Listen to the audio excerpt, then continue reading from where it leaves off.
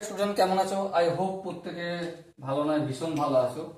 আজকে আমরা যে অঙ্কটা স্ক্রিনের উপর দেখতে পাচ্ছ, এটা হচ্ছে কোষা থেকে 23.3 এই চ্যাপ্টার 9 দাগের সি এর দাগের 3 অঙ্ক।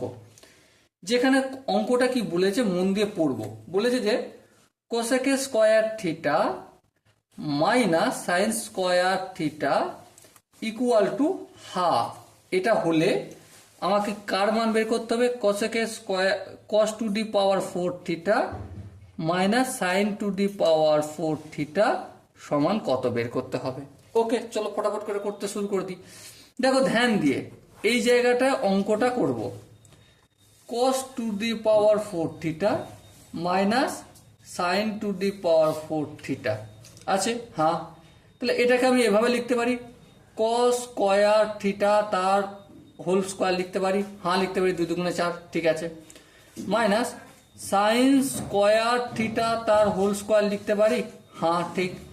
এবার ধ্যান দিয়ে লক্ষ্য করো, এটা এ আর এটা B. A square minus B square, কিসের সূত্র?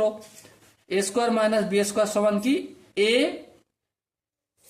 Plus B into A minus B.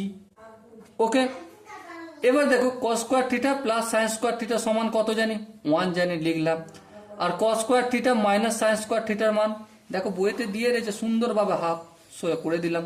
তাহলে 1 গুণিতক হাফ সমান কত? Half. So my dear Watson, আশা করি অঙ্কের প্রতিটা স্টেপ তোমার বোঝা গেছে। যদি কোনো জায়গায় কোনো স্টেপে প্রবলেম হয়, বুঝতে অসুবিধা হয়, কমেন্ট সেকশনে জানিও। ওকে, শুধু এখানে আমি একটা সূত্র ইউজ করেছি, A square minus B square equal to কি? A plus B into A minus B. A সমান কি ধরেছি? সাইন স্কোয়ার থিটা, আর বি সমান কি ধরেছি? Cos square theta. বাস, গল্প শেষ। ওকে, আই হোপ প্রতিটা স্টেপ বোঝা গেছে। সো দেখা হচ্ছে পরের সেশনে, ততক্ষণ পর্যন্ত ভালো থেকো, সুস্থ থেকো এবং জয় হিন্দ।